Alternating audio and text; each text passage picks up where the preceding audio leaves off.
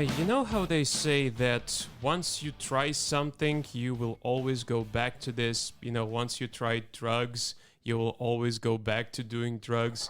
Once you try alcohol, you will always go back to doing alcohol. I can add one more to that. Once you come to an ex-whorehouse, you will go back to an ex-whorehouse. Just like we are doing right now. Hello, ladies and gentlemen. Welcome to a new episode of Before the Punchline Comedy Podcast. My name is Kirill Voronin. He is Abed Owaysi. And we are once again in Abed's ex-whorehouse. That's the most stupidest way to present a guest, man. Dude, it's so funny. I've been hosting comedy shows for like 2 months now. I think this is the best introduction that I've ever So done. funny, man. This is, wow, man. Like when we form next time, next time, hopefully before I travel, you're gonna do this introduction. Yeah. Let's see where this goes, man. Yeah, definitely. And now welcome on stage, ex-whorehouse. Okay, Like your apartment comes on yeah, stage. man. Apartment, the free parking and everything, man, comes with it. And the hospital, by the way, you know, in case you get some diseases. Couple of mentals. Oh, man. The patients are here. Welcome back to I would say our humble abode, because I have also some, other whores with flatmates with me. So welcome back, and it's great to have you back, to be honest. Long time no see. This is actually a good way to start this thing, because we're basically just told a short story. A short story which was born in the demented minds of the two of us. As I told you, my mind is not demented. It's different. It's differently. I don't know. How do you phrase it? You're Boiling. just retarded. Okay, Fuck off. Let's say the truth. Stop hitting me with reality, man. It hurts. But the reason why we're here today is because we have a topic to discuss. This is the thing that I am not very good at least at the moment, but you have plenty of experience in this, because you've obviously taken part in some of the topical shows with this type of format. And this is basically storytelling. Storytelling is the topic of today's episode. We're going to talk about everything that's connected to it. What is a storytelling show? How you should prepare for a storytelling show? What is allowed? What is not allowed? Unspoken rules, unwritten rules of the storytelling show, and so on and so forth. Okay. So, like I said, what? Sorry, just we should play a drinking game. Like, your audience should play a drinking game.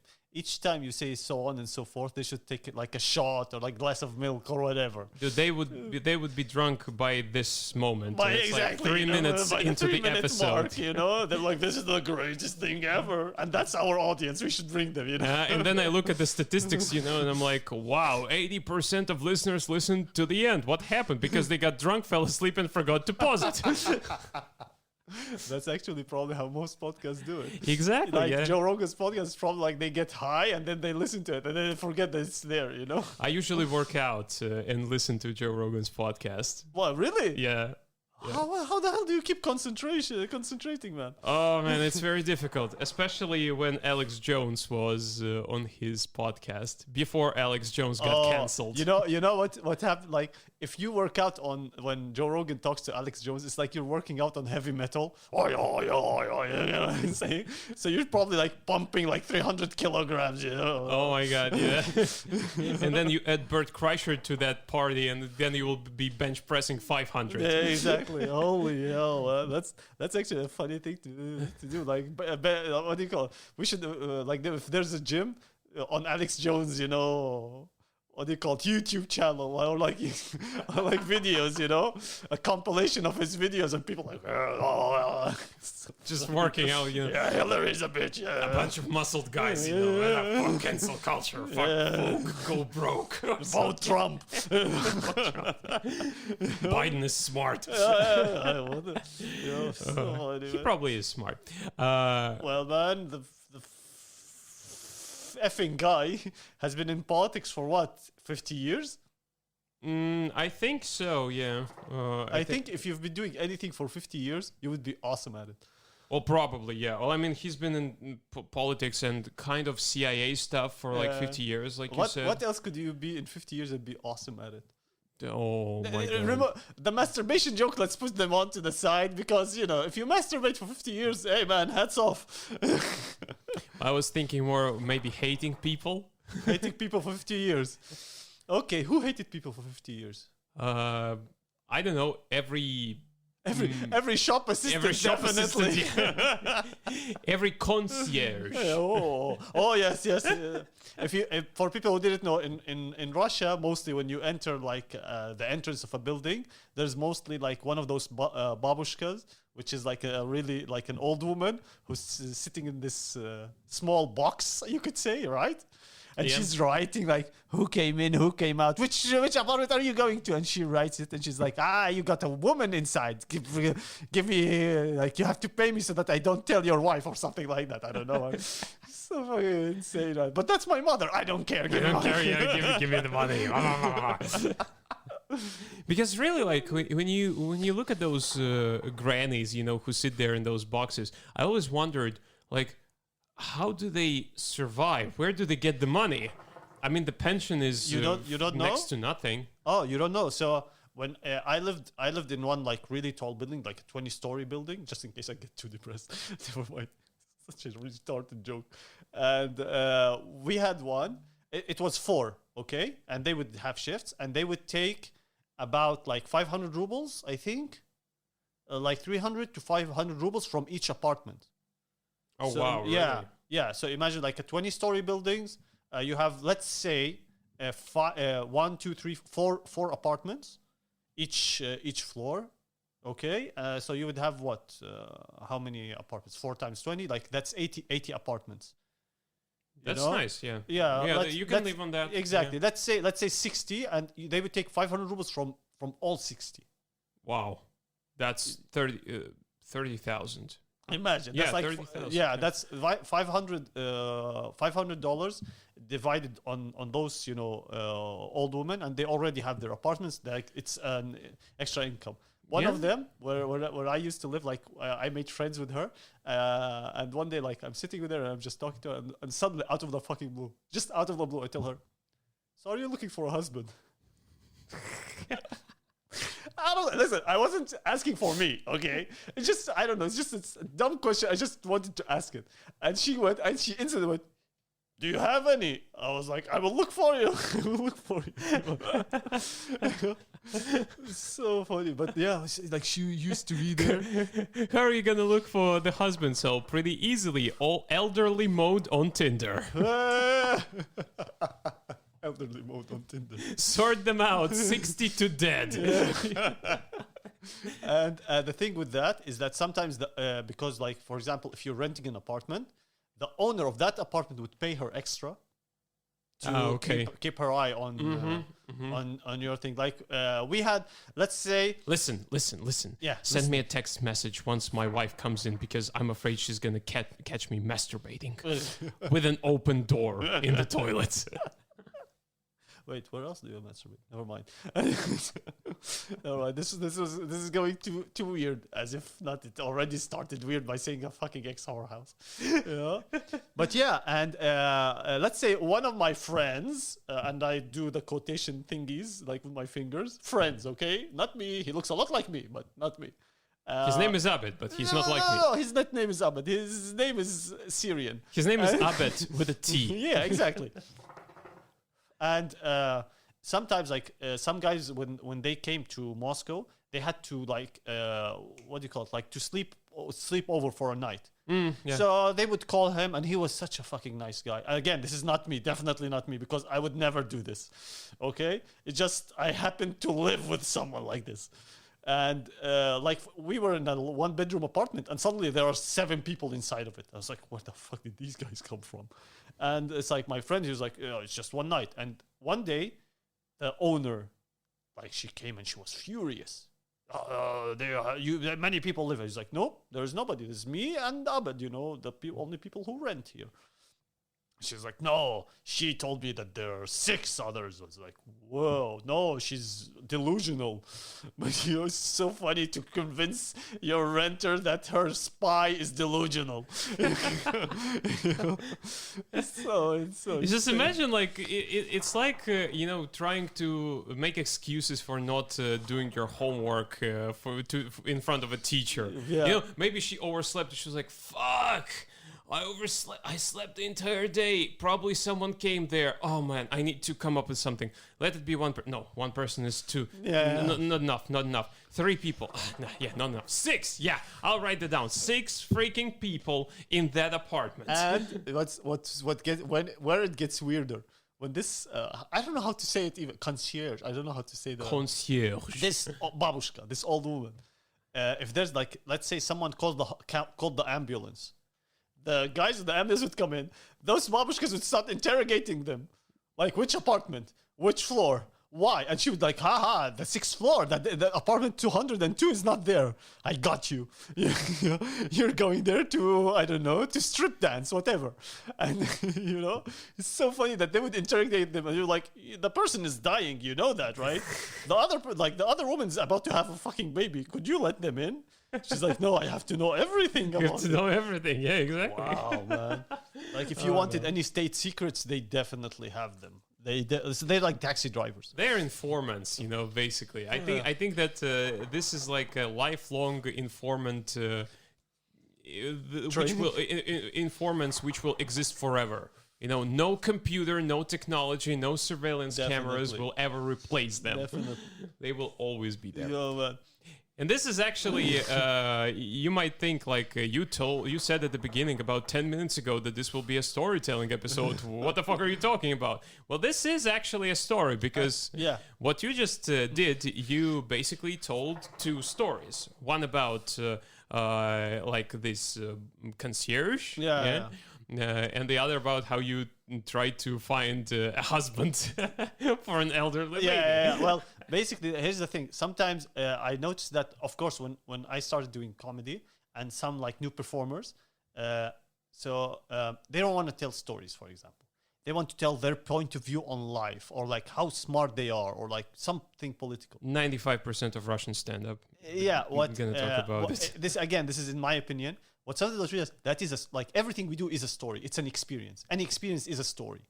It's how you tell it. It's what makes the difference of the of it. And sometimes what happens is that something collides in them, which is they think what I'm telling is not a story. Mm-hmm. It's like, no, you are doing a story. You heard say you are doing a story. You just have to realize what it is. Sometimes just want to state something, like, no, to make it funny. It's again, you have to make it into a story. Yeah. Or like put it inside of a story. Some really good performers, really good comedians, they hide the thing inside of story. Yeah. Like I think if we would give some names as an example, I think that Christopher Titus would be one of them, because he constantly, like, if you listen to his specials, at least his specials, there is a common silver lining of a story, basically a story that goes throughout his entire specials. Yeah. Or you want to take something a little spicier and more unique, Stuart Lee. I think the same thing. Yeah, the guy can go back to the first half of his performance, so somewhere towards the end of his performance, and that is also like connected. One more thing, that's what's so interesting about it, was that a lot of them think if it's a story, it could be boring. Mm-hmm. You get what I'm saying? That's why they try to state something with what they're saying. I can't recall anything right now, but so what happens is that, in my opinion, no experience is a boring experience. Even if you go if you go out, go to the shop, come back from the shop, there's an interesting experience that you must have seen something around. Like today, I was going to the shop. There was this little girl, who's not that I'm watching little girls, but like with her mom, and she's You've been watching her mom.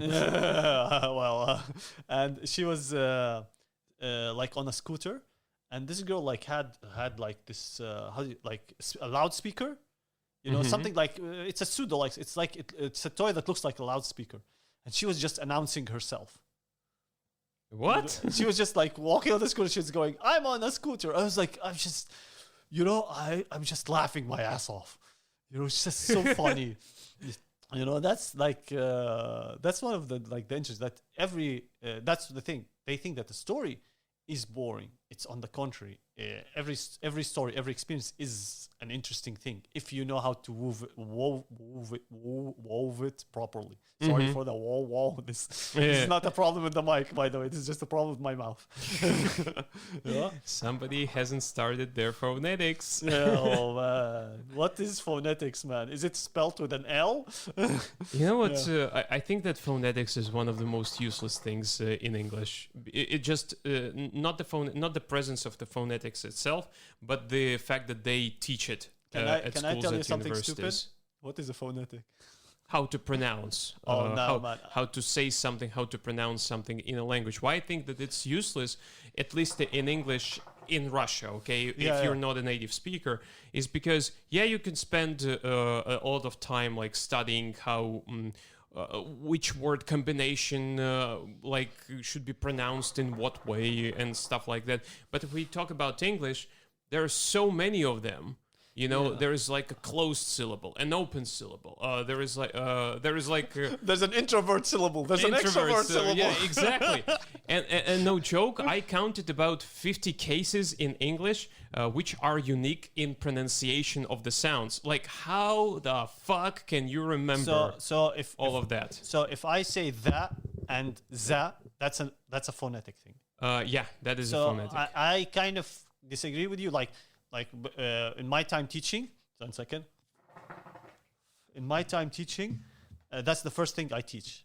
First thing I teach is, especially like when I taught Russians, is how they should pronounce. Because I got like students who already had like 2 years with a teacher, and the way they would pronounce things, I was like, wait, like I cannot hear you properly. You're telling me there. It's like, no, you should pronounce it like it should come out properly, because when it comes out properly, that sounded so dirty. That's when you start like your brain just starts understanding the language. No, I'm not talking about. I think maybe I just expressed my idea a little wrong. There are some basics that you need to teach them, like that TH is pronounced as the, not z. Like SH is sh, or CH is ch. That is, of course. But then again, there are a lot of other cases, like, for example, double O, Sometimes you need to pronounce it as oo, sometimes you need to pronounce it as ah, like blood and food, Like... Someone whoever made the English language was just messing with people. Exactly. Let me see how far can I go. And then don't forget that practically every single rule in grammar in English has at least one exception. For example, if we talk about phonetics, like CH, it should be pronounced as ch. How about the word chaos? How about the word charisma? This is something related to Latin. Yeah, right? I think they come from Latin, but there is no such. But they don't tell you in the phonetics course. Oh, that is from Latin. You know, like half of the fucking English is from Latin. Exactly, like charisma. Charisma, yeah. That sounds like a Pokemon. That sounds like a dish at a Mexican place. You know, give me some charisma. Yeah, like why is it called like in Pokemon? There's Charizard. Why is it called Charizard? It should be called Charizard. He's from Latin. He came from Latin.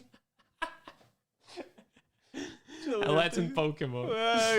Exactly. You know, Vici or whatever the hell it is, you know. He comes out, you know, like it's like Socrates, you know, with the hairdo and everything. Exactly. Never mind, I know where this is going. But still, let's go back a little bit. Go back where? Yeah. To the beginning, I guess, because we jumped right into the description of how a story is different from a joke, basically, Yeah. But the first thing I think that we need to do is, it's like with the term joke, before you start writing a joke, you need to decide for yourself what is a joke. Yeah. I- What is yeah.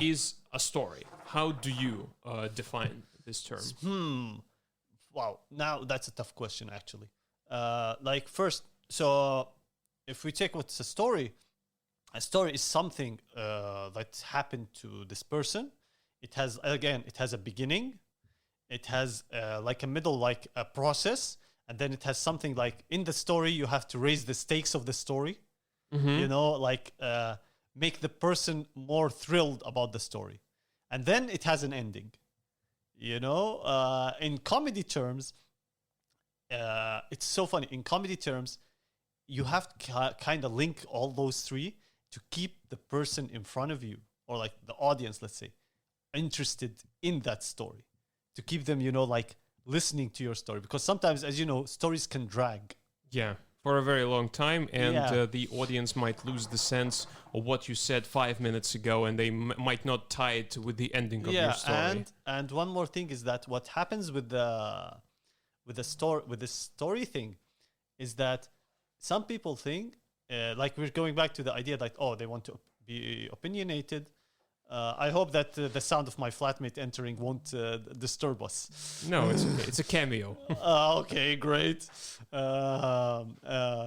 And so yeah, so what happens with this is that sometimes they think, oh, I will tell my story, you know, and I will tell every detail in my story. Darova, I will tell every detail in my story, and because when I tell every detail, they have to listen to it, and they will be very interested till the end of that fucking story. And I think you see this after the first 20 seconds, you're like, you know, like sometimes, like the ending of the story might be amazing, might be like wow, a revelation, but they forget in stand-up, especially in stand-up comedy, you know, it's called stand-up comedy. It's called stand-up comedy story, basically. And here is the other thing that we need to discuss, because for a casual audience member, what is a story? That's me sitting at my friend's place or the bar or in the kitchen and just telling a story. And telling a story with your friends is very different, in my opinion, from telling a story at a stand-up show, at a comedy show. Because, for example, there are a lot of parasite words that you use. There are a lot of dragging. Not there only is a that. lot of dragging. And Sorry so for on and so interrupting you. forth. How did we all start doing stand-up? We were with our friends somewhere in a cafe, in a bar, like at a workplace, and then we were saying something funny. I was like, oh, that's a funny story. You should go do tell. comedy. Yeah. What happens is that there's a difference between a bar story and a stand-up story. Exactly. Yeah, you know, like some people say, I told this story to my friends and they laughed at it. All 10 of them, as if someone has 10 friends, you know. But when I went on stage, the audience, nobody laughed. Oh, why did that happen? And like, when you were in the bar or wherever, and your friends are sitting there listening to you, they have to listen to you. Exactly. They're obligated to listen to the words that's coming out from your mouth. Yeah, you know, and while you speak, while the vibrations from your mouth, they have to listen to it. They have to be slapped by your vibrations. The audience don't have to. They don't. Yeah, and they have a right not to care. Yeah, exactly. About whatever it is you that know? you're saying. Like in the story, like sometimes, how many times were you like sitting with your friends and someone said a 5-minute story? Oh my god. Yeah. Practically every single time, I guess. Every single time. You know, but in stand-up, that 5-minute story, because like you have 10 people. In stand-up, you have an audience of 10, 20, 30 people. And you will see 20 of them going... Yeah, sleeping in the middle of that. Yeah. You know, it's the idea of how to catch their attention. And they get this wall. They're like, it worked with 20 people. It's not working with... it worked with 10 people. It's not working with 30 people. Mm-hmm. Why? It's a very interesting story. And you're like, you know what you have to do, man. You have to... It's practice. You have to work on it. And they don't. They keep on repeating the same fucking story. Over and over and over again. Right, yeah. You know, so that's the difference. What's it like a joke, a stand-up joke, or what's a bar joke? Yeah, you know, there's a huge difference between them. And these people don't. well, not these people. It's all of us. It happened to all of us. We didn't know. We didn't realize why until we saw, like, until I see Kirill performing. I'm like, oh, that's how you fucking do it. And there is also, I think, in Russian culture, it's even you can see the difference even clearer because we have such phenomenon as anecdote, yeah, which is very popular in Russian culture. Anecdote. What is an anecdote, basically? Yeah, it's like a short comedy story, almost like a skit, but in verbal form. Yeah. And this is very popular in Russia, and that used to dominate the Russian comedy scene. Because if you go back 20 years ago, 15 years ago, and you watch television comedy shows, all of them were anecdotes, just visualized on stage. But with the appearance of stand-up, it changed. Now it's not anecdotes. Now people don't even tell anecdotes. You know, it's going away. It's little by little, step by step, it's fading away. And one more thing. So here's the funny part about it. So when you're doing this bar story, like you're with your friends telling this story, actually, like, watch people who tell the same story between their friends and they tell the same story on stage. When they're with their friends, they're natural. Mm-hmm. When they get on stage, they're like, I have to tell it. Mm-hmm. Because they saw a comedian before them who's already a professional make people laugh, you know? And they're like, oh. And then you see them sweat, you see them freak out. And that's one of the most amazing things I like to watch. When the realization soaks in. Yeah, you know? And it's so interesting to see how it forms. Mm-hmm. Mm-hmm. You know, a story from, like, you don't see this often. You don't see this often between like guys. Like, you see them working on their stories. You know, this is like when I want to do what's a storytelling thing? It's you telling a story in joke form. There are jokes inside that story. And this is what the next question is. Yeah. It's obvious that unlike a story that you tell to your friends, a funny story that you tell to your friends at the bar, for example. Sorry, by the way, there's a sound in the background. That's my flatmate cooking food. So just, deal with it. No, it's okay. So yeah, there is a difference between what the difference is between a funny story that you tell to your friend at the bar and a story that you're preparing for the storytelling comedy show. Yeah. You need to prepare. Yeah. That's the key factor there. But the more interesting question is, how do you prepare your story for a comedy show? Okay. So so preparing your story for a comedy show is very important. The preparation. You have to write it. Every word you have to write it. Some comedians, some performers are naturals at it. Great, I'm not. I write it before it, and sometimes I might go on stage, and like before, like a special show, just to see how it goes. Now, I prepare it, and while preparing it, there are key points. Now, are we talking when I started or now? You can tell the difference between those two periods. Okay, yeah.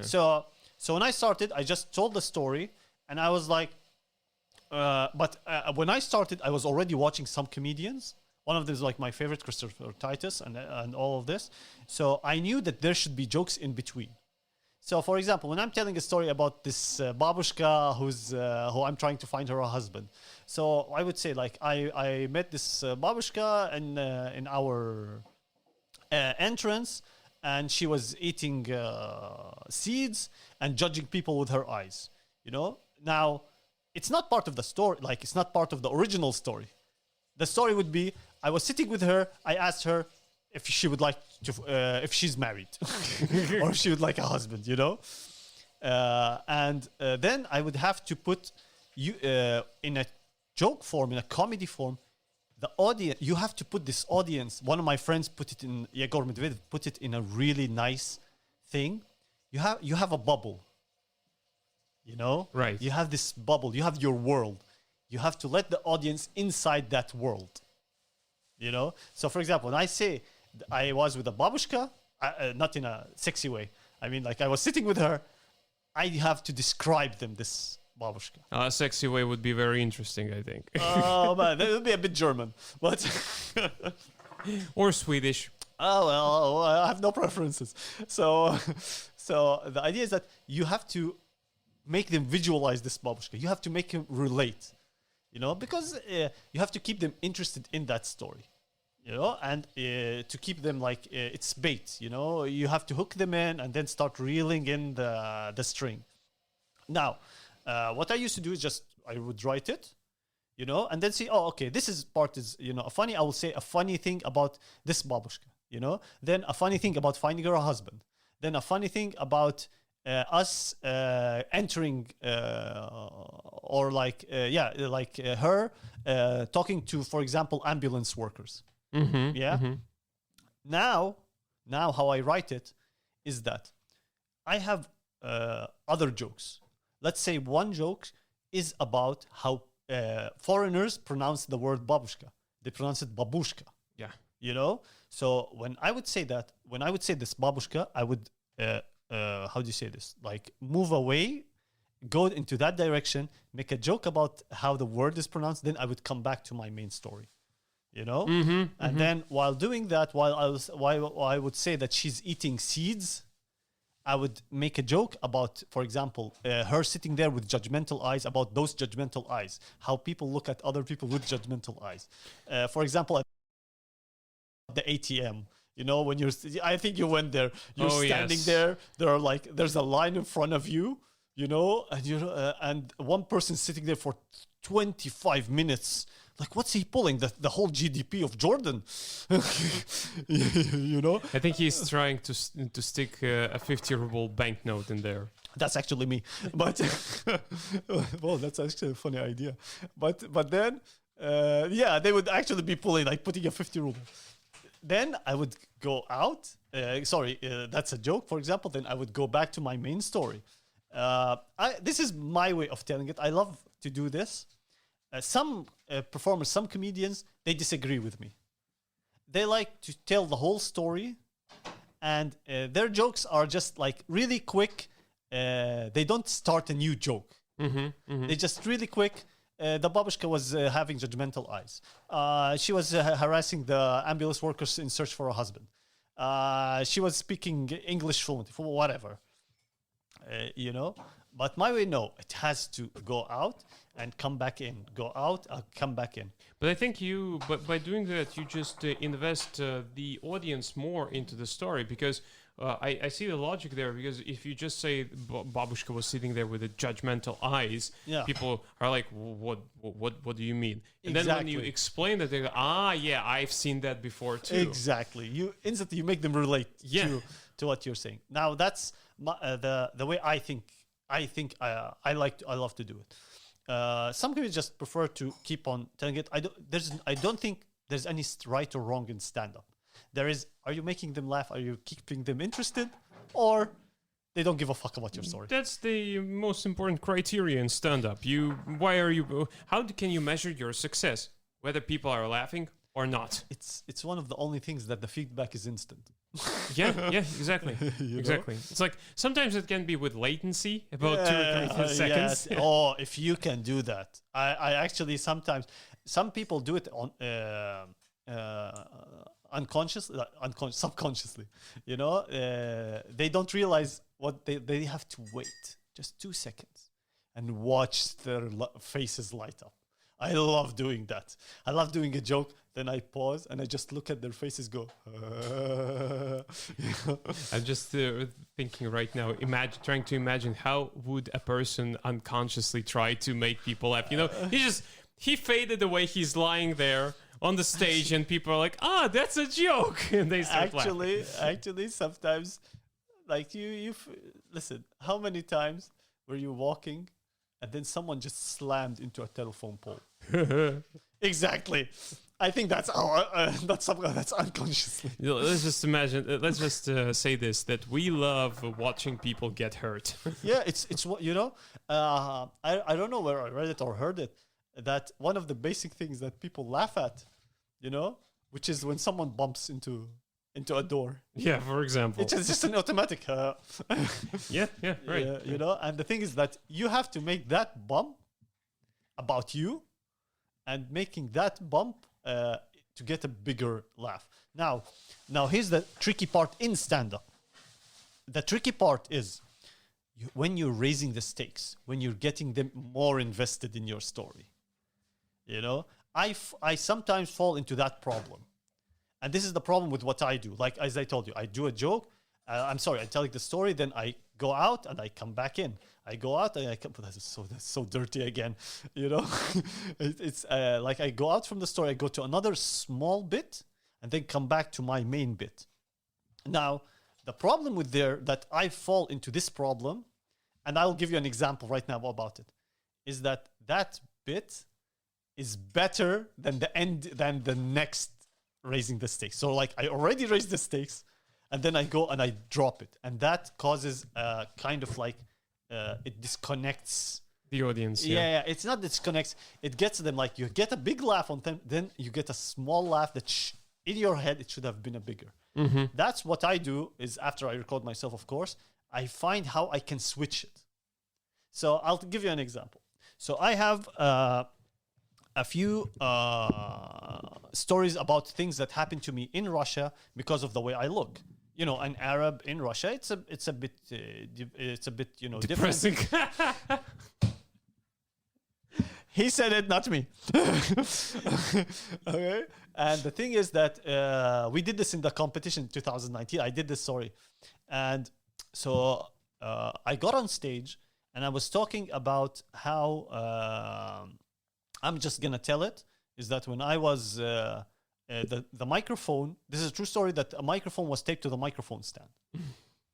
And I went to the DJ and I asked the DJ, how can I remove the microphone from the microphones? And he literally gave me a knife. And it's so funny that this guy gives me a knife and in front of 50 drunk Russians with my face. And when I was doing with my face, I thought of it. I was like, oh, wait, I have 3 other jokes or 3 other stories about my face. So I instantly looked at the audience and said, here's what's wrong with my face. And I started doing a story about how my face put me in trouble. Then I went back to the main story and I paused. I was like, no, here's what's really wrong with my face. And I said another story about what's happened to me because of my face. I raised it and then did it a 3rd time. And here's when it's one of those days when you go, it's this satisfaction in stand-up. When I just looked at the audience and I just told them, you know what's really wrong with my face? And they were like, what's wrong with your face? And then I continued and I raised it one more time. And then I went back to the main story about the guy giving me a knife. And they were like, and then like I paused and I looked at them. You really want to know what happened at the end of the first story? And they were like, yes! Like the whole audience just says, yes! Tell us what happened. Just fucking tell us what happened with your story. You know, we want to know how did it end up. And then like I finish it with, and here's what happened. Here's the problem that came out.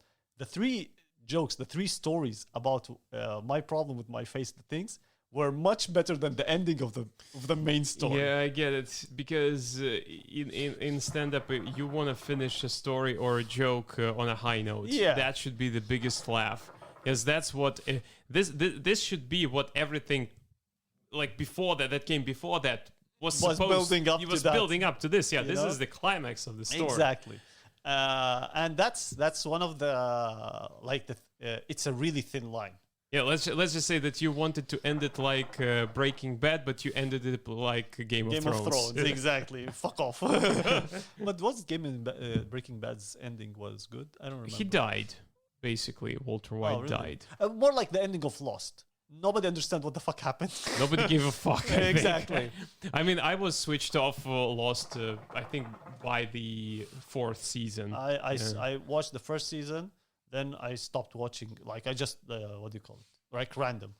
So this is a very thin line, that, but it only comes out after practice. And this is why, like, I get when comedians, they don't do that. Mm-hmm. They just stick to their stories. There's a short jokes. I don't like. For me, I don't like. I just like to go away, tell my idea about something entirely different, about why, here's the reason for dick pics. You know, it's entirely doesn't now. And here's another problem I have. I guess you notice this sometimes when we perform. I forget what I was talking about. Yeah, you're like, what was I talking about? Exactly. Oh, yes. Yeah, and sometimes, okay, I'm gonna let out a small secret here. I do it On purpose. No, and the audience think that I do it on purpose. You know? I was okay. like, where was I? And one of the audience saying, you were talking about the policeman fingering you. I was like, exactly. You will have like a full mark on your exam. And I was like, yeah, oh, thank God this person remembered. And it's so much fun when you get the first row, all of them answering at the same time. You were talking about the policeman doing this to you. I was like, good job. And I'll continue. It happened to be with one of my jokes about the English announcement of the train stations. Remember what you told me a couple of months ago? You're like, when you reach that part where the English announcement about like that this is the final station, yeah, how it's announced in English, yeah, Yeah. you stop there, let the audience finish it for you. And the last time I did this joke, the audience actually finished it for me. Yeah. We were in unison at that moment. It's such an amazing thing to have, you know? Yeah. To get them all. And it's so great. You know what's so why I also like it? As I remember, like when we were talking a few months back about me not seeing people challenge themselves. Yeah. You know? And it's just making me sad. At that point, I was always challenging myself. How can I capture the audience's attention? Mm-hmm. How can I tell a story that keeps them there? Now, I'm not saying it's right. I love it when a comedian goes on stage and he does a 15-minute bit, like Igor Monday, he has this. He does a 15-minute bit about a story, a 15-minute story, and it's all the story. He does not go away. You're still there. You're still listening to him. Now, one of the most important parts about it is that when you're doing this story, of course, you have a 5-minute story, you have a 10-minute story. This is why I say you have to write it. Mm-hmm. You have to know exactly every word that's going to be said. You have to have callbacks. Callbacks is when you just repeat or just you refer to a punchline or to an idea that you were saying it a minute or 2 minutes or 3 minutes ago. If you keep them there, you keep them keen, you got them. Mm-hmm. You have them the whole way. You don't have to worry about anything. You know, if you want to do a 15-minute bit, it all has to be interesting. And I think it's very hard to tell a whole story, you know, to keep someone. Of course, there's people who do it, but if you watch, because we watch like a lot of professional comedians do storytelling. Yeah. You know, you have Richard Herring who has a 2-hour story. Oh my God. Yeah, that's. I should go back and watch this again. And one more thing. When you're telling the story, on stage, of course, it has to be natural. It has to seem it's natural. You know, it has to seem that, he just went on stage and he's just telling us the story. This is, I think, a part of the reason why I'm so disconnected with the Russian comedians, because I go to some Russian shows on Fridays before the English shows. Yeah, I arrived there early, and there is a Russian show where they check the material basically, and just because of that delivery. Because everyone sounds like everyone else. Yeah. I'm like, guy, but you don't talk like that in real life. I've seen you talk to each other before the show or after the show. You don't sound anything close to what you sound like on stage, and they all sound the same on stage. Yeah. That disconnects me. Yeah. Thing with this is that it also depends on you remember the stage persona thing. Yeah, of course. And all of this. So it also depends. But I totally agree with you. Like, you see someone who's acting awkward, but he's not awkward. And it's like, also the thing is that even if it's not a story, even if it is a joke, because a lot of jokes are written based on your own experience. I do that right now. Like, I write jokes specifically from my point of view, how I see this. And the emotions. Let's just say when I talk about the time again, going back to that train station announcement. Yeah, I'm like, what did I feel when I heard this for the first time? I remember those emotions, and this is what I'm trying to tell the audience. Here is what I felt, and here is how I pictured that in my head. I will tell you something that when I used to write what I felt like in brackets. Yeah, exactly. Yeah. This is like for me. I was like, because it's like very important, as you said. It's very important to convey that feeling to them so that they go, yes, that's exactly how we feel about that fucking train announcement thing. Yeah, you know. But when I hear like every second comedian tell a story about how he was, I don't know, how they were just basically robbed by cashier at Petorishka, you know, like she was supposed to give me 500 rubles. She gave me 200. I was like, what the fuck? Like, this is not how you think. I would be like, what the fuck? You bitch, you're trying to play games with me or what? But there's something with Russian comedy. It's because a lot of them have only like you've seen some of the mics they have is like 3 minutes or 3 minutes or 5 minutes. And that's where it comes in. That's where I think the genius comes in. Is that not easy? It's hard work, you know, because what I wanted to do a story. I had only 5 minutes. My story is 7. Mm-hmm. You know, and that's when you see, like, when you flash the comedian that they only have 1 minute, they're like freak out because there's still 3 minutes to their story or 2 minutes. What are they gonna do? That's when it comes to down to like being. To cut, you remember we say like remove words, remove them. Reach. One of the things that I like, which is the Christopher Titus method, I would recommend anyone to do it.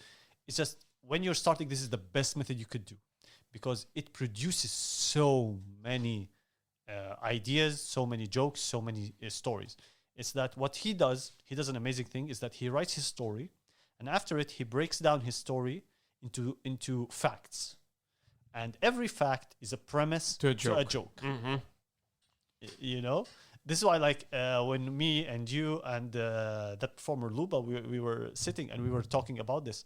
You said, like, when she was saying something, it was like, why, how, what, when, where, what would you do if it happened to you? Like, and I like it essentially because she came with an idea for a joke. And then by the end of this of your interrogation, you're like, "Fuck that joke! I want to hear more about you." Exactly. You sound more interesting than the joke. You know, it's the idea that you can like get out these small details. Now, what is doing, like a lot of the Russian performers do that. If you watch their small bits and then you watch their long bits, because I watched this and I watched Ivan Yavits do this. Is that you watch his 3 minute or 5 minute story, and he's doing like the jokes inside of it, and then you watch in the grand scheme of things how it fits. It's like, you know, it's amazing Lego jigsaw puzzle that actually makes fucking sense, and it's how he puts it. It's so good to see it, but he realizes, he knows what is a story, what should I write in a story, and any story, everything that happens to you is interesting. You know, that's what the audience are looking for. But it's also, again, it's really hard to do that. But I think no matter how much, my idea of the Christopher Titus method is that it's the quantity that will become quality. You know, the more the better. Exactly. And if you don't have a joke about this particular fact, you know, it could be something entirely different. It's like Sergio, who hasn't done comedy in quite a while. I missed that. And I saw him posting on Instagram like a story, and he goes like, going back to comedy, 687 pages written, trying to make it into a funny bit. I'm like, Jesus fucking Christ, 687 pages. Joanne Rowling, Rowling's book are smaller than this. He's about to do the Harry, what's it called? Harry Pablito. Yeah, Harry Pablito. Yeah. Fucking hell, man. Yeah, like, You know, getting assigned to study at a capoeira school. and one more thing is that what performers usually do is that they think a small joke that they have, or like a 2-minute joke, 3-minute joke that they have, does not fit in a story. Mm-hmm. It always fits. You just have to say when it rightly fits. Like I was saying, like the thing about my face, it was just a small 1-minute bit. Just a 1-minute thing. I got on the bus. The little shit thought I was Santa Claus. You know, that's. I'm not gonna say the whole thing, but what happens is that was a 1-minute bit, and then I had another 1-minute bit, and 1 minute. I was like, how can I combine them? Like I wanted to do a whole combination of them. Exactly. That's what I'm trying to do outside of writing stories, because I've said it so many times before, because I want every single one of my sets to be logically connected to each other. I don't want to finish a joke about Metro and jump right into joke about pornography, for example, without somehow logically connecting. It. And unfortunately, there are still the times when I would go on stage and I'm like, I have a 5-minute logical bit where every other joke is connected to the previous one. And then the last 2 minutes, I'm like, so let's talk about blah, blah, blah, just out of the blue. I get that, because like you finish, you realize, oh, I finished earlier than time. What I think, this is going to sound so dirty. It's finish before.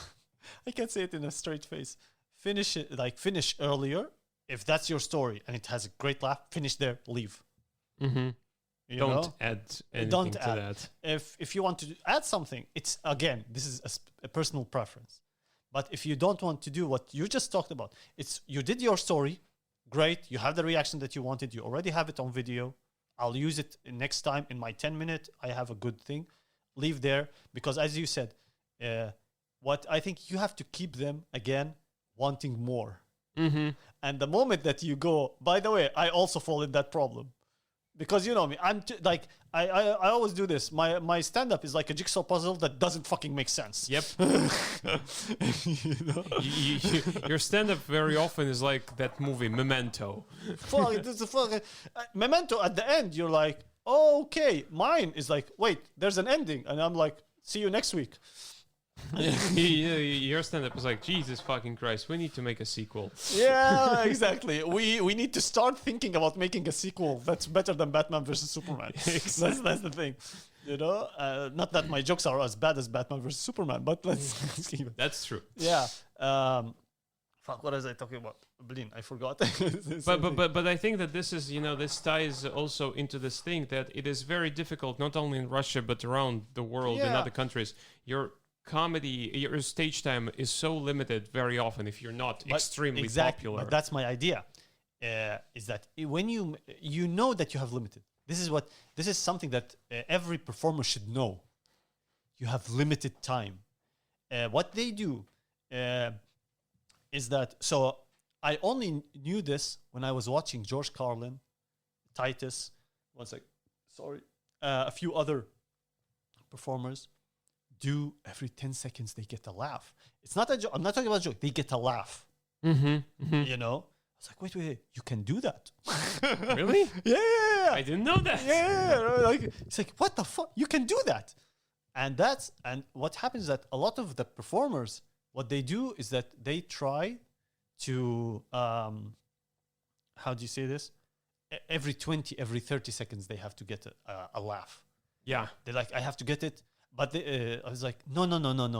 You have to aim for shorter. You know? And they're like, oh, but the ending of this bit is amazing, or this story is amazing. You're like, thank you. I get it's amazing. It's mind-blowing, man. It will bring world peace if you tell that joke. Okay?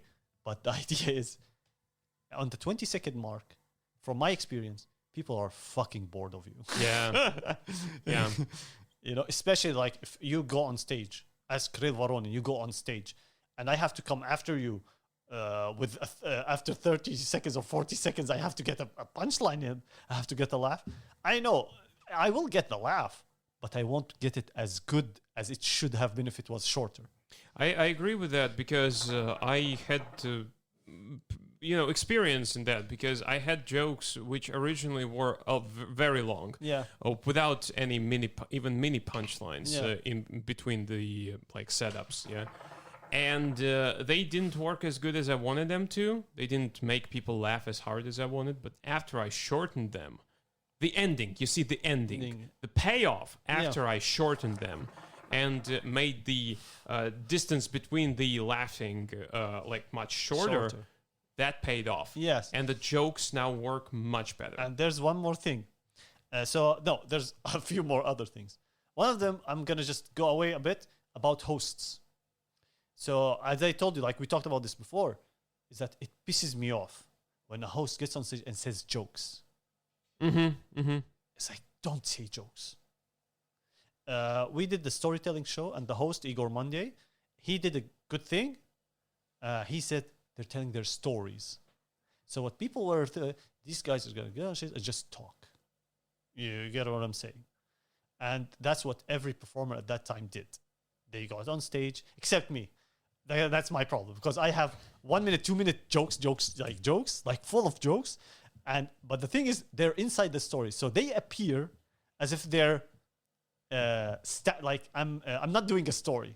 I'm doing jokes. No, I'm doing a fucking story. It's like with you, it's also a different thing because you don't like to follow the rules. At all. If it's like a storytelling show and the host goes like, they will be telling stories, and you're like, fuck no, I will be telling jokes. Yeah, actually, I do sometimes. But that's the idea. It's mistaken by some people that, he's telling jokes. No, I'm doing my story. This is my story. This is the story of how I live here, or this is the story of how I got on a flight, and the story of me going from point A to point B on this airplane, and what happened to me on the airplane. Yes, there are jokes inside of it, but it's a grand scheme of things. Mm-hmm. You have to look at it from it's a bigger picture thing, Everything is connected. Yeah. And the one more thing is what you said is amazing, is that when you reach the climax of your story, it's much better when you're doing we get with jokes with laughter, let's say, inside of it. You're doing a 15-minute bit, and imagine you're doing 15 minutes, and every 10 minutes you're getting a fucking laugh. That's every terrible. 10 seconds. Sorry. I'm sorry. My 10 minutes, apologies. yeah, My that's apologies. terrible. My 10 apologies. seconds is better. My apologies. Yeah, every 10 seconds. While building up to your end of your last line in your 10-minute story, watch how I'm telling you, man, people just burst. It's mind blowing, how it works.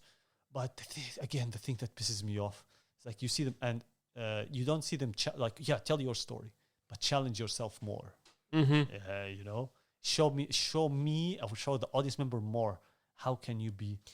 I think that all comes from the fact that you you like stand-up not only as a comedian, but you like people to make you laugh. Yes. Me as well, because whenever I'm, for example, hosting a show, I'm not not listening to comedians because I'll be honest, I will not drop names, but some hosts went after, when I wanted feedback from them, before I started recording myself.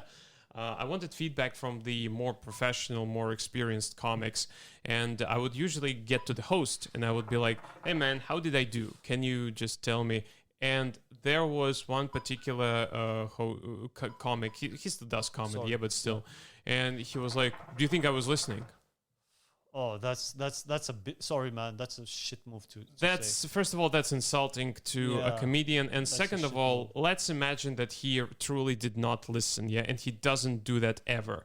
I can't do that because there are 10 people who, in my head, are there to make me laugh. In my head, once a person gets on stage, this person wants to make you laugh, and I will be listening. I will be listening very closely, because I want to laugh, you know. Well, right. So you were performing, you got off stage, and this performer came to you and he told you like, "Oh, I wasn't listening." No, I came up to him and I was like, "Hey, how did I do?" Like, or maybe I would point out a joke. I was like, "I had this bit, you know. How Yeah. did it?" I was like, "You think I was listening?" Oh, that's a shit move. Like, to be honest, I sometimes, like, you know me, I sometimes disconnect. Like, remember, if someone gets on stage and the mic stand is still on the stage and they're just standing right next to it, I disconnect from them. Or if somebody gets on stage and goes like, "Hello, how are you doing?" Please don't remind Abed's metaphorical rifle Yeah, just man, you shoots that shoot- person in the face. They shot me in the face, you know. But that's me. The thing is, for me, it's really bad to tell someone, do you think I was listening? It's you know me. Like, sometimes I tell you, sorry, man, I disconnected like from the first thing. But Yeah, sometimes it happens like- that's why, like, I always tell people, like, record, especially in telling stories. This is very important. Now, the thing about storytelling, who was the comedian? I forgot who it was. It's just an amazing thought that they had, which you and me, I noticed that you do it, and I sometimes do it. Is that when you have a cold audience or like a very warm audience, get on stage and just talk and just tell, like, for example, if you have a story, just say it. No jokes, no nothing. No, that's wrong. No jokes. Just tell your thing. And you have to record. This is very important. And wherever they laugh, now you look for a reaction. Wherever they laugh, when you hear the recording the next time, you'll say, I said that the babushka eats seeds. I heard them like giggle. Like, believe me, there's a joke there. I found so many jokes, random jokes, out of people giggling at random shit. I do the same thing, but in my head it's formulated a little bit different. In my head, like whenever I say something, and if this makes them giggle, I'm like, okay, there is a potential for a bigger laugh. Like, in my head, this is like definitely. I totally agree with that. Like, it's a potential for a bigger laugh. It's a potential for a joke there.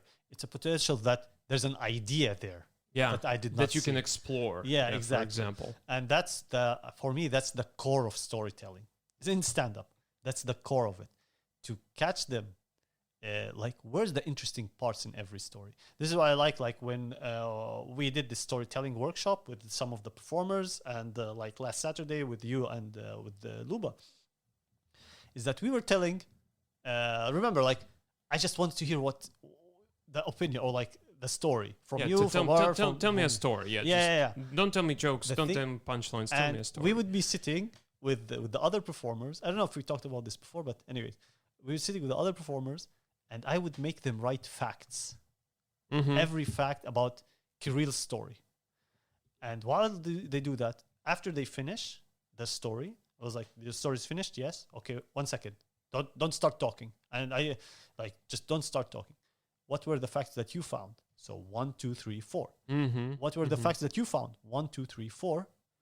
And then what were the facts that you found? 1, 2, 3, 4, 5. You know, I was like, what's a new extra fact that this person saw that you did not see?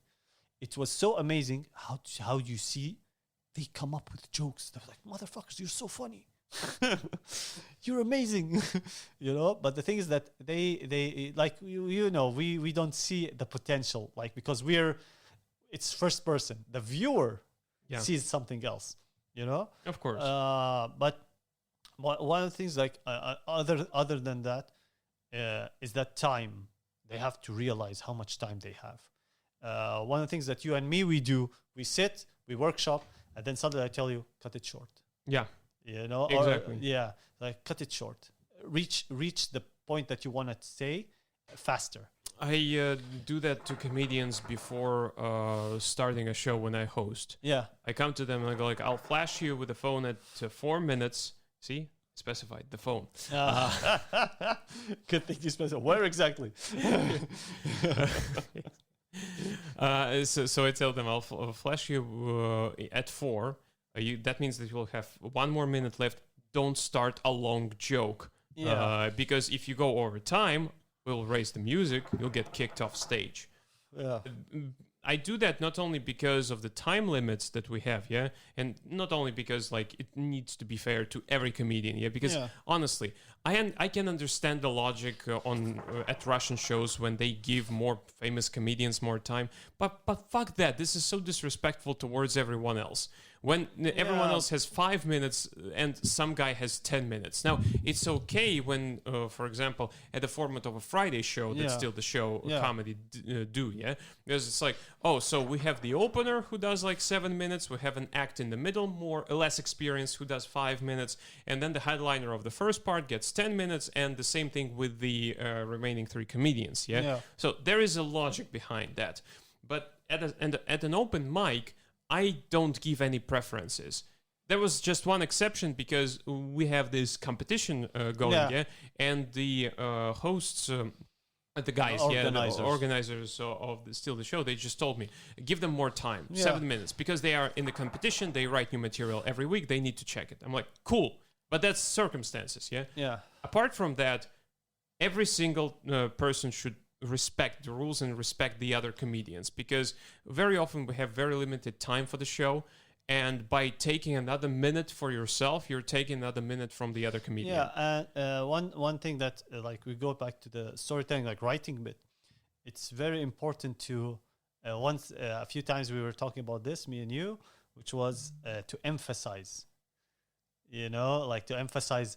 Where do you to raise your voice, lower your voice? Yeah. So this is the detail I want you to pay attention to. It's like what in a joke that I have about going to dentist, yeah? Because the thing that I want people to remember is somewhere in the middle of the joke, which will be tied to the ending of the joke, yeah? And I tell them that, I went to the dentist, they fixed my front tooth, and they put in 3 root canals. So I emphasize it with my voice, 3. Because in the punchline, I use it that I need it less, and they put me more. So that's how I put the idea in their heads. This is simply, like you said, simply pointing out, emphasizing the important information. Yeah, exactly. Like they have to emphasize. I would tell you, like a lot of the storytelling is they tell the story. It's just like they tell the story. And it's like only monotone, and by the end they do the emphasis. In stand up, you have to keep the audience. It's so hard to capture their attention with the story, and how you started. I had a bit about my whole family, about how I was conceived to the point where I came to Russia. It's a 15-minute bit. And the 15-minute bit is about, my father and my mother. And here's what I talk about my father and my mother, and I make a joke about them. I put the audience in this, okay, now they know my father and my mother, And then I have to emphasize that I have 2 sisters. It's like I have those 2 sisters, and then then a little while, a bit after, I would talk about living under one roof with 3 women. That's it. I already put it in their heads. Now, I remember this, that at the beginning I was like, would they remember? Will they remember what I'm doing? Will they remember what I said? And I found out that if you make them laugh about this detail, they will remember it. They will remember it the next 2-3 minutes. And then the next 2-3 minutes, you have to do like this, again. Like, it's so funny that the audience are the smartest people in the room, and a lot of the times they're the dumbest people in the room. They're like CEOs, basically. You have to drag them. You have to tell them, this good, this money. And the audience like, this joke, this laugh, ha. Yeah, you know what I'm saying? At the same time, they're really smart. They know when you freak out. They know when your story is shit. And they know when it's not your story. Yeah. And that's one of the most important parts. If you're doing a storytelling thing and it's not your story, you're bullshitting. I think it's not only with the story; it's the same with the jokes. With jokes, but because we're talking about Yeah, storytelling. because yeah, definitely, and it all comes from also workshops and not knowing the limits.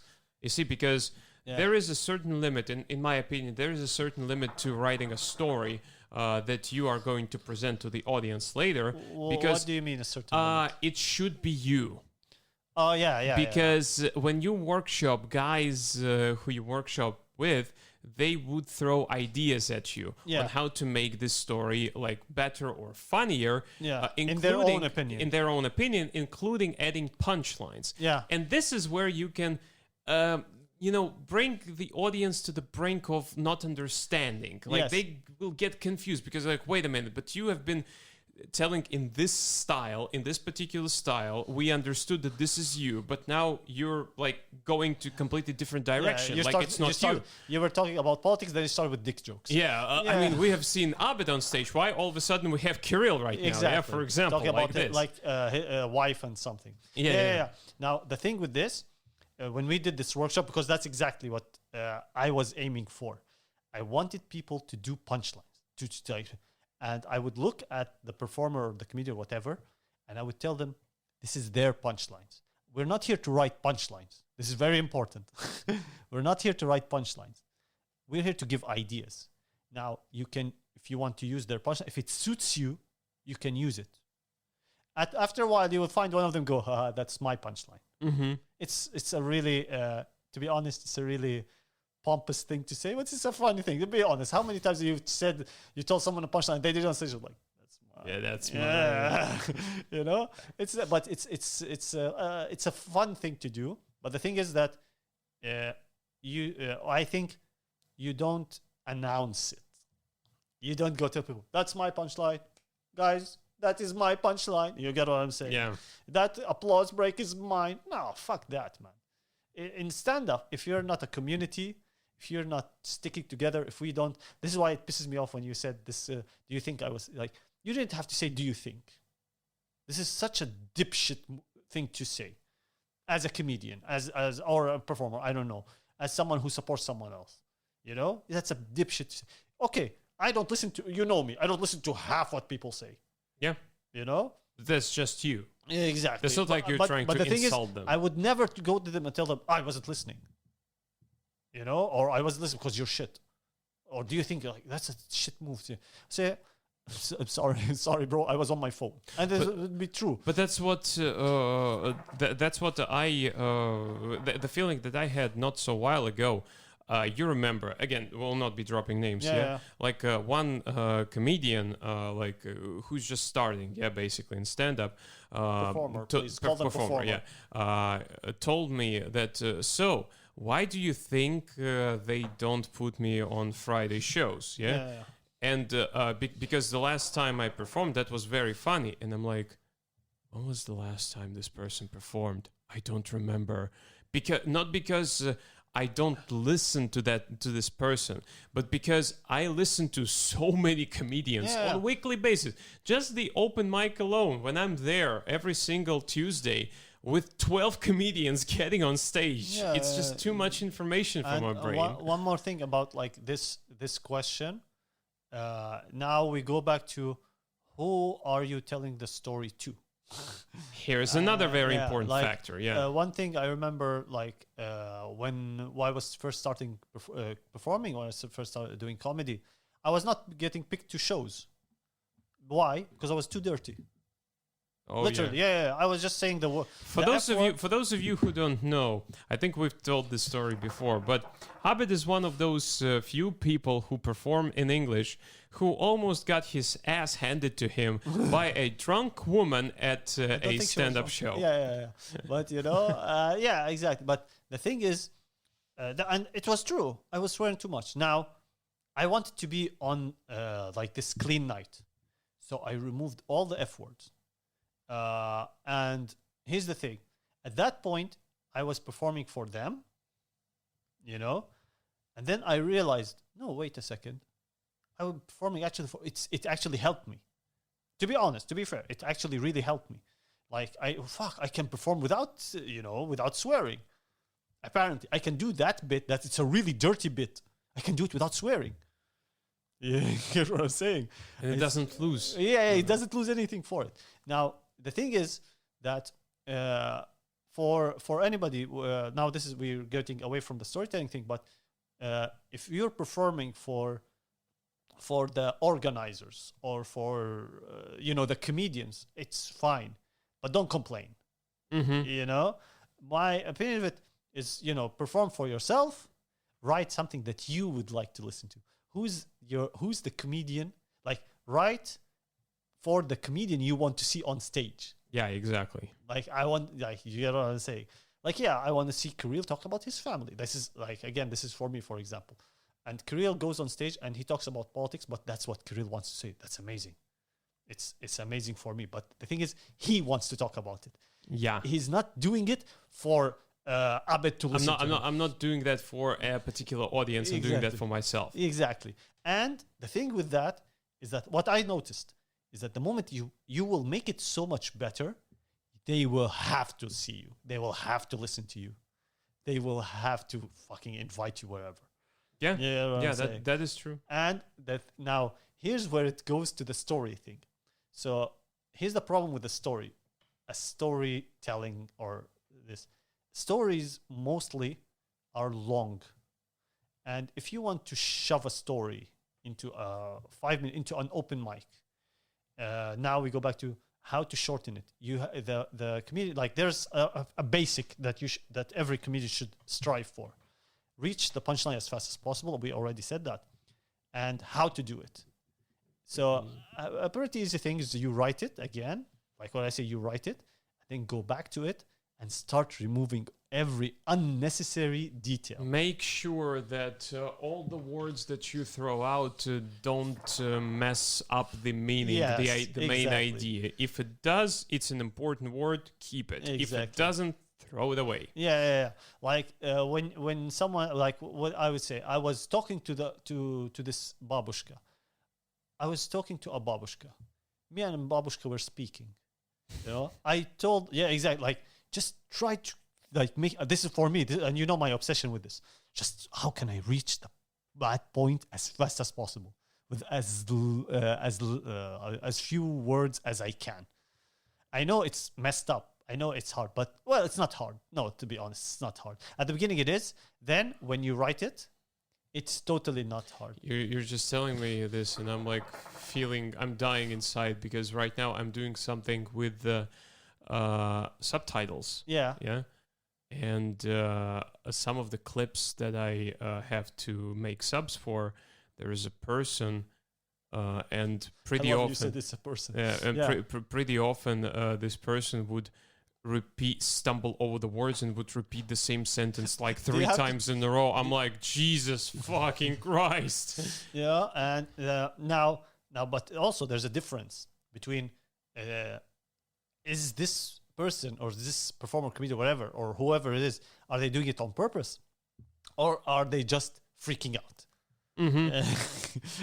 No, of course. If it's done on purpose, eventually you will see. Exactly. See that. Probably somewhere towards the end of a story or of a joke, you'll see that. Yeah.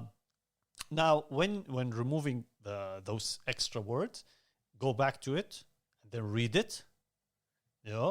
And watch how it's the same thing.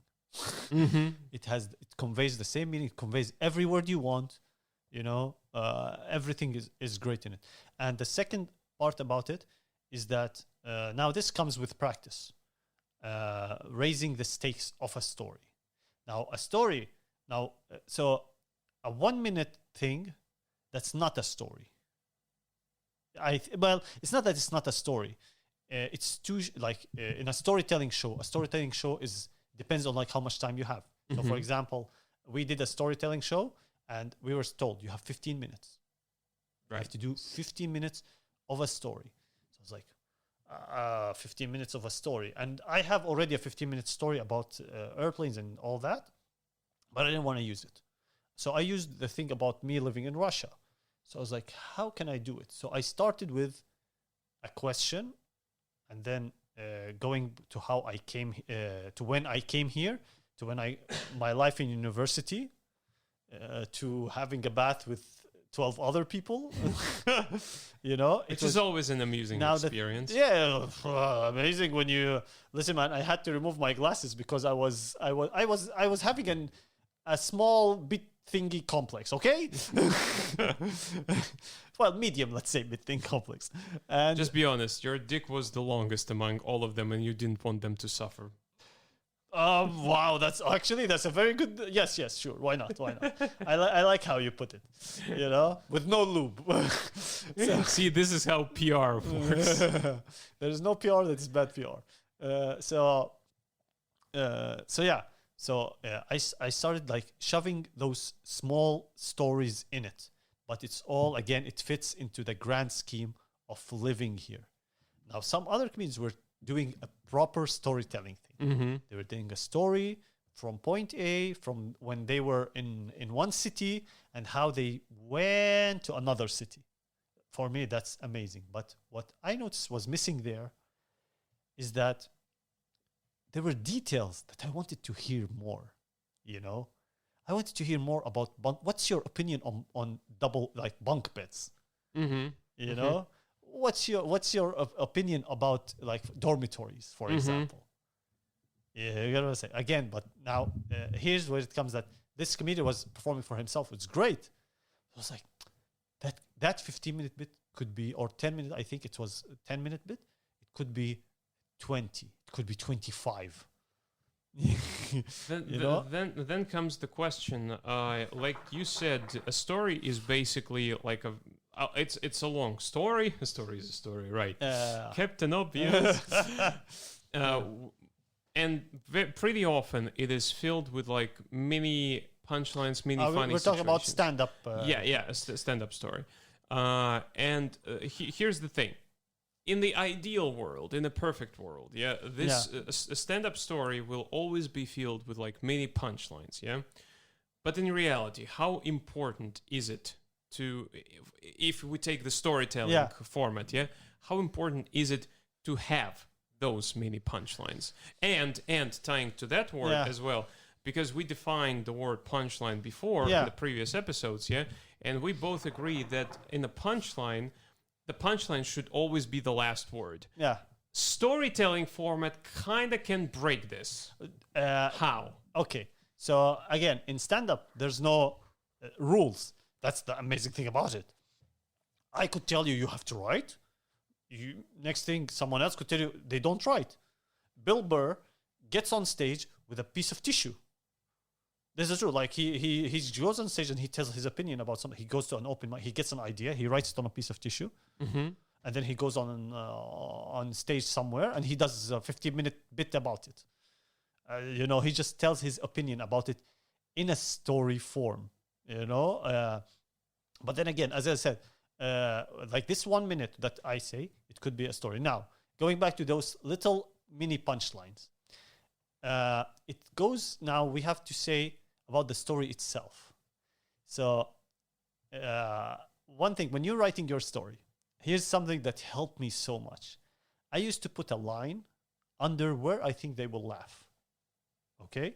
So, when a person writes their story, when a person wants to tell their story, in stand-up, you have to know when they will laugh, right? That's your punchline. Okay, they will laugh here, that's a punchline.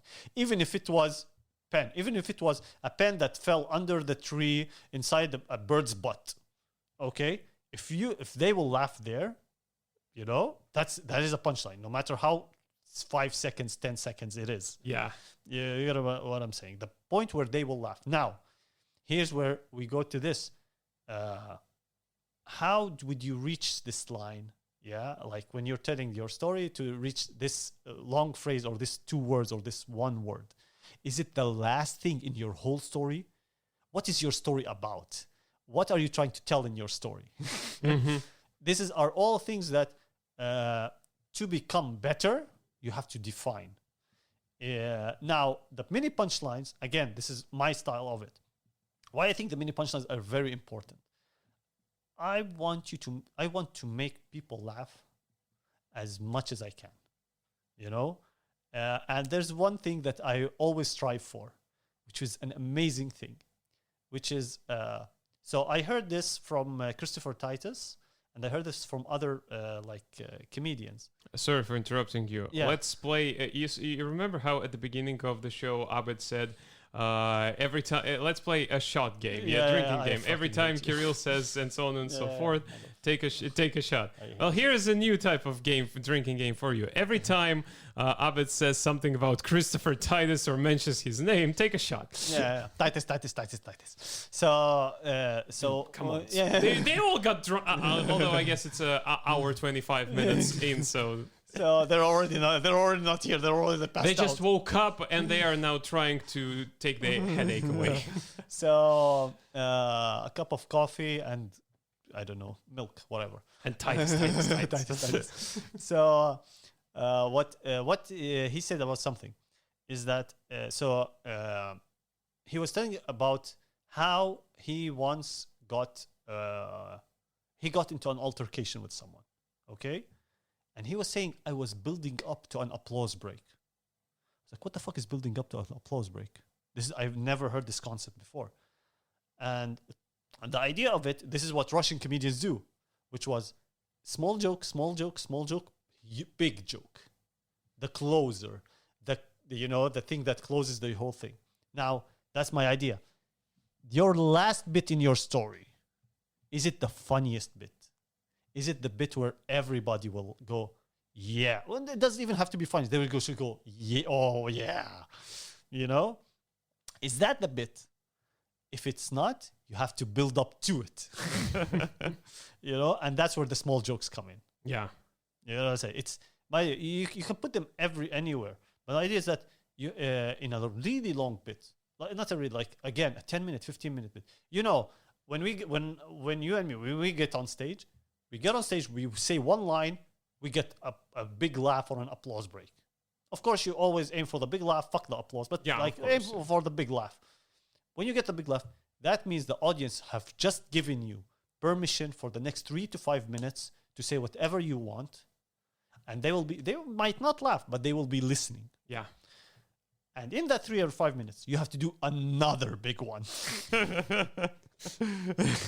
You know what I'm saying? It's like a freaking racing game where the timer runs out. Pick up every item to get more 5 seconds. Yeah, it's I don't know what this race is called when someone gives someone else the stick and they have to continue racing until they give someone else that stick. I forgot how it's called. I don't know. If you know, I remember the word in Russian. It's called estafeta. Well, if you know what this means, how to say it, just write it in the comments. Okay? Yeah, because I really need that. I have a joke and I can't remember what that thing means, even in Arabic. So what happens there is that's what you're doing. One of your jokes is giving that three, you start, big laugh, you have next 3, you're running with your joke. And now the stick is the next big laugh. Mm-hmm. Okay, and then that's the next 3 to 5 minutes. Now, now we go back again. In a storytelling thing, the whole thing that goes on, yeah. What happens is in it is that people get lost. Like, is it the end? Will they laugh at the end? Or maybe some people have like a joke here, a joke here, a joke here. Great. Again, I can't say anything about this, but again, for me, I would love to see how many jokes you can put in your story. How many ideas can you put? Christopher Titus does this by going every 10 seconds and then 30 to 40 seconds he gets an applause break. Or like 1 minute. It's timed, man. It's definitely timed. Then like at the 3 minutes or 4 minutes, he gets another applause break. And then again, or maybe like it's much shorter, to be honest. Imagine how much information he has to plan out for a 90-minute special. Well, actually, if you, I'll tell you something. No, it takes 2 years. Every 2 years, he lets out a special. He lets out a special. It sounds like a fart. Yeah. He has it locked in his basement and he lets it out every 2 years when the moon reaches the Uranus. Well, Uranus, okay. I like it. It's Uranus, but okay. Uranus, which is used to kill Superman. This is how you can cover your fucked up language. Yeah. ladies and Now, gentlemen. now that's what I think. Uranus. that's so Uranus Maximus. That's like that's the half brother of what's his name? the gladiator. Yeah, Gladiator, yeah. Russell Crowe. Yeah. Yeah. The thing with this, when you record yourself, you will hear yourself make a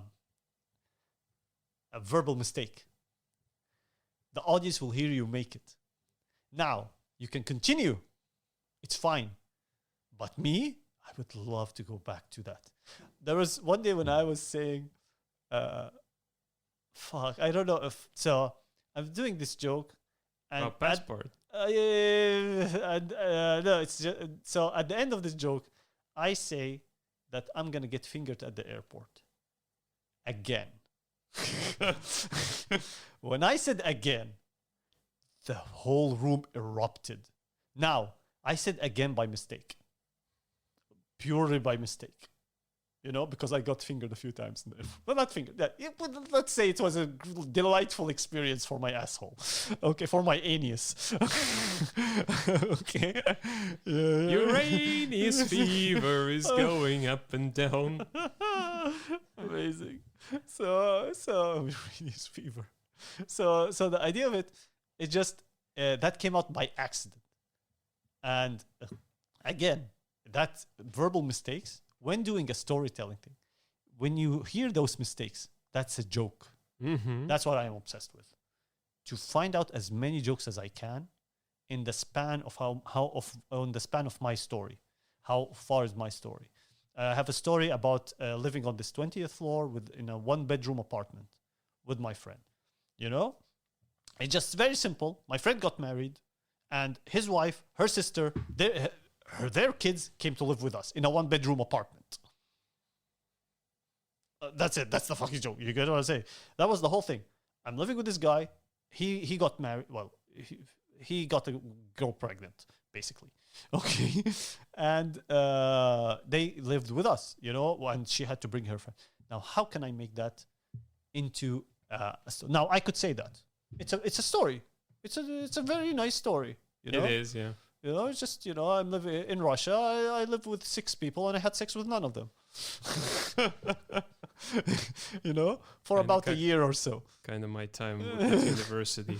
Yeah. When there were like 12 people in the group and I was the only guy and 11 girls, you know, I didn't have sex with any of them, but I had my brains 11 times fucked as much. You know? And so how can I make that into I want to do that on stand-up. It's very short. It's a 30-second thing. For me, so how can I make it? That's where the short jokes came in. Mm-hmm. You know, it started with me living on the 20th floor, Mm-hmm. you know, Yeah, I about remember that depression, bit, yeah. about, you know, and then what I started doing is I wrote this small story, this 30-second bit. And then what I started is I started not adding details. I started recalling my life there, what I was doing. Mm-hmm. So every day I would smoke shisha. I would look outside the window. A true story. And I would look outside and the cars were really fancy. And I was thinking, if I jump now, I'm so sad for the car. Imagine how much my self-esteem was that at the moment. At that moment. Like, I'm so sad for the car, you know? So I was like, oh, wait, this is an idea. You get what I'm saying? So I started writing. So I wrote it. And now I have to make that into joke form. Okay? Then I continued. So what else did we do together? You know, I don't no, that came out wrong. What else, like, how was life there? You know, the kids were screaming, running all around, you know, and I was like, that was like music. It became music. So for me, those kids became the gypsy kids, you know, not gypsy kings, gypsy kids, you know, and so it's continued to me, like in the night wanting to go eat, like if I had any like thoughts, bad thoughts, they just went outside the window, literally. Sorry. Instead of you. Yeah, actually, yeah. Because it was because I couldn't smoke because it was so hard to reach the fucking window. Because of the kids that is just like in front of me sleeping. And I didn't want to wake up those little predators. This is exactly what I'm telling you. My thought process of writing the joke, of writing this 30-second bit, it became 5 minutes. You get what I'm saying? Yeah. Yeah. And then I was like, those little predators. No, sorry, those little shits. Yeah. This is it. Those little shits. Okay. I'm sorry. Like, I'm sorry, they're not my kids. They're little shits. Okay. And even if they were. But the thing is, the thing with that is that, okay, what could be like those kids became like monsters. Okay, what's a monster for me? So I started writing, well, what could be monsters? You have Godzilla, but Godzilla is too big. Maybe I should have gone with Godzilla. Like Godzilla, Alien. Then it came with me like they were little predators. You know, and because, you know, predators, like, is a hunter, he's in the night, you know, and they would look like, they would eyes glow in the night. It was like, fuck, they're little predators. Then I continued, like, okay, how can I add more to this story? I was like, yeah, when I brought in like a girl with me home, we would sit in the kitchen. She was like, what the fuck is going on in here? Kids would be running around, you know? And it has like a closer to it. But that's like my thought process of this 30-second to make it bigger. Now, someone could have 10 minutes. But if you don't, if you want to tell your 10 minutes, tell it. But again, we're talking about, I want to hear, like, there's small details in your story. We were talking about like when your wife was pregnant before you had a child, and I remember to this day, you were sitting there and you were telling me such an interesting thing to say. And then you told me like you were sitting with the other guys, you in the like where was it? The birth ward. Birth ward, yeah. And instantly I went, what were they wearing? And then you came up with genius jokes about it, you know? Because I remember, because when you said it, you know, I was like, wait, I want to hear that detail. Yeah. And then you came up with like three amazing like jokes. So that's the whole idea of it. In a storytelling, yes, you can tell a story, but at the same time, don't forget, it's stand-up. You know, you can tell your story, but the problem, again, my problem with storytelling in stand-up, here, I'm saying here, and I like to compare us with professional comedians. I know it's an unfair comparison, but for me, it's very interesting to hear that. Very interesting to hear, why does Bill Burr have jokes every 15 seconds? And why does Abed have jokes every 20 or 25 seconds? No, I could do that. He's telling a story and I'm telling a story. But in his story, he makes it about like the one with the gun. Yeah. You know, like the one where like, would you like a gun? Like, and it flashes you. That's fucking amazing. That's an amazing detail to say that the big gun flashes you and you can't see. And you're like, boo, you can't hear anything. Or you want a small gun. It's so short. It's like if you would take it into a simple, it's like one guy wanted to sell him a big gun and he chose the little gun. They told him, you're a pussy. You know, and then he went with, how is he a smart guy? Yeah, exactly. Oh my God. If you would analyze it like properly, take it to the basic of it. And then that's what I want to hear, the opinion of, oh wow, this is an interesting detail. Why don't you tell me more about it? Or your joke, but I don't hear that. That's diversity, and this is actually can be tied to the last question that I wanted to discuss. We have talked about storytelling right now from the point of view of comedians, how to write it and so on and so forth. Let's switch it a little bit and look at this as an audience member. For me, in my opinion, one of the main reasons why audience is so invested and interested in a comedian when a comedian performs is the diversity, the variety of the stuff that the comedian brings to the table. Jumping from one joke to another, logically connecting them, and so on and so forth. At a storytelling show, for me, it's much more difficult because of the approach that most comedians take. Like you said, they have 15 minutes and they drag one long story throughout those 15 minutes.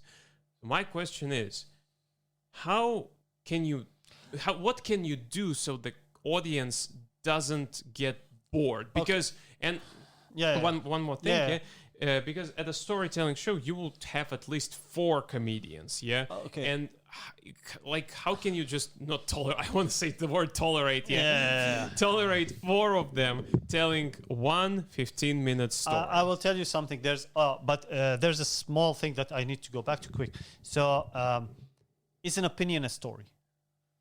So if I talk about my house, is that a story? Not about how I live in my house, about my house. So I live in an I have an ex-whore house. How do you know? There's like parking, blah, blah, and all this. Okay? Is that a story? So in my opinion, everything's a story. But in some others' opinion, it's how your movement, like you moved from point A to point B, that's the story. You know? So that's the thing that we have to... I don't think we have to differentiate, but there's like some comedians might differ with me on this. You know, that a story is about you yourself. You know, for me, it's not like opinion. For me, a story is anything you could say. You know, it could be like it could be 30 minutes. It's not 30 minutes or 1 minute. It's not like a story that I understand everything in it, let's say. That it has details. As we said, like it has a beginning, it has a raising of stakes, and it has an ending. You know? If you can do that in 1 minute, you're fucking amazing. If only I could. I wish I could. But the story is like your whole, like the whole process of what happened to you on the span of a period of time. Yeah? Now, in my opinion, it's how can you make that opinion into a story? That's what's so interesting. So, for example, if I wanted to talk about how I started living in this house, I was living with one guy. Now I live with 3 other people. You know, if you didn't know, I live with a massagist, a stewardess, and an English teacher. I know this is a joke, but this is so funny. If all we need is a plumber and we have a porn studio, that's basically what it is. Okay, I know I repeated this, but that's basically what it is. Now, then if I would talk about the whorehouse itself, I would put this in their imagination. Now I'm making it into the story. The story is not, you get what I'm saying? Yeah. Because there's one comedian who had a really awesome bit about dachas. Amazing bit. And it's tied to politics. Now, is that a story? Now, some people might say that it's not a story. You know, because he's saying about his opinion on dachas, or like his point of view of dachas. You know, which is like, what's a dacha in English? Countryside house, yeah. About a countryside house. He says his opinion. But if he puts that thing into how he started living there and then he explains it, you know, then it's a story. But he has to end it tying to the whole story thing. Yeah. You know? And now going back to your question, which is like, how would you keep them interested in that story? First, it's details. Some people say that God is in the details, you know, or the devil's in the details. I don't know which one. Does it mean that the depends on Satanism, or I don't know. Does it mean that details don't exist? You're gonna get me struck by lightning, man. And in Ramadan also. But anyways, so how to keep them interested? It's details. It's attention to details. You know, if you're just gonna do the story, make sure that the detail is funny. I would love for people to, I don't know if he has it, like Igor Monday, like let's say about Russian comedians. Of course, Ivan Yavets, Igor Monday, they have really good bits. Igor has like, I think it's a 15-minute bit. And Ivan has like, I think 30-minute or 40-minute bit. You know, it's just an overarching story or something. So that detail that they talk about is funny. It's a joke. You know what I'm saying? Yeah. They don't do what I do when I fuck off and they come back. You don't know. That's how you live in Russia, basically. You fuck off from time to time and then you come back. You know, and hopefully soon I'll do the same. But that's the whole idea of it. If you can make your details into jokes, then yeah, you will keep their attention. Definitely. And in the middle of it, you have to make a callback to a little bit back. So when you talk like, for example, when I talk about the metro, so I go into the metro, and then I say like I was going down the escalator, and there was someone breathing at me, they're breathing, and I was like, this is the worst hair dryer ever. That's a laugh. Then I continue with my story. I got inside the what do you call them, the subway thingies, and someone was looking on my phone. I was like, would you like to add your opinion on what I was doing? So you got to make every detail into a laugh, to expect. And here we go when we were talking about this, like about the joke or the end. So how do you say this? Yes. So every detail, every place that you think people will laugh at, put a line under it.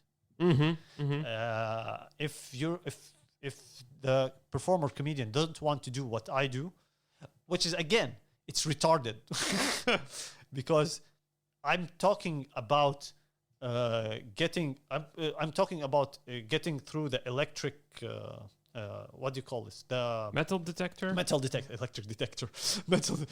He has electricity. The metal detector, and then I talk about dick pics. I fuck off to dick pics. Because of the way the face that is made, it's like someone saw a dick pic, and then I go there, then I come back. But maybe it does not need to have that. But that detail has to be funny. And then you continue with your story. That's how you make it interesting. That's how you make people look at it. And it's very important. Fuck 30 seconds to a laugh. If you have to, maximum 15 to 20 seconds. If you can't, try to make it 15 to 20 seconds. It's much more interesting for yourself, for the audience, to push yourself to do that. This is why, like, now I don't see people doing that. I don't see people pushing themselves to get the laugh faster, to get the joke, to make them laugh, and then like continue. I think for a lot of modern day comedians, it's at least not those who are on TV, who we perform with, for example. I think that for them, it almost seems like for them, it's not as important to make the audience laugh. For them, it's important to make the audience understand them. Not only understand, like, what do you mean by understand? Like, do you understand what I am saying? I will tell you, it's very important for them to make people laugh. They wouldn't do stand-up. I know, but it seems to me that the focus has shifted from making people laugh to this. What happens is that, I'll tell you. So basically, everyone's trying to be a smartass right now. Yeah, basically. And one more thing, what you said is it's very interesting, because so they do their story, they don't get a laugh. They're like, they did not understand it. Do you understand how I speak? And in their head, they're like, oh, they're not laughing because they don't understand me. They laugh at Kirill, but my English is the same as Kirill. And you're like, no, motherfucker, your English is not the same as Kirill. You get what I'm saying? Yeah. And one more thing, I would love to see someone get on stage to start a story with a joke, with one line, and just go on a joke. I would love to see that. I've only seen I would do that, basically, and I would see you do that. I think that's it. I don't remember anybody else. Ivan? Ivan would do that about when he does. No, Ivan does not have a one-liner. Ivan does. Well, it's not that he does not have a one-liner. Ivan has his. He says like, "Can I?" Well, I think I can give out his first line at one joke. No, I better not do that. When he goes into the English teacher bit, and he says, "So I have been working as an English teacher for 5 years." Present perfect continuous. Yeah. But that's not technically. That's not one sentence. Yeah, that's not the one-liner. Yeah, exactly. That's 2 sentences. Yeah. I just love to see someone get on stage and goes one line, and boom! I would love to see that. I still haven't seen any. Like, I'm trying to remember if I've seen anybody do that. If I could remember something like that, but that's not tied to the jokes that the comedian prepared. That's more tied to the comedian's reaction to what just happened when how a host introduced him. Them. You know, like for example, for some reason my intro as a host, got deleted somehow from the tablet that we used to play music, and they were like, quickly just put on anything, you know, and they played some really old school, you know, like rap, and I'm like, and I go there, like imagine, the show begins. The music, the walkout music, basically reflects to the host, and you hear like this about bitches, guns, killing, you know, and I could go on stage, you know. The first thing that I had, I was like, I did not pick that song. I'll tell you something. I'm not gonna tell. Like if I would say about myself, is that like there's once when I went on stage. And I just started like with, I think we talked about this before. It's like, why did you stop clapping? Yeah, and that's a go-to. And the moment, and then I go to my appearance, my living in Russia. You get what I'm saying? There is one comedian, Roy.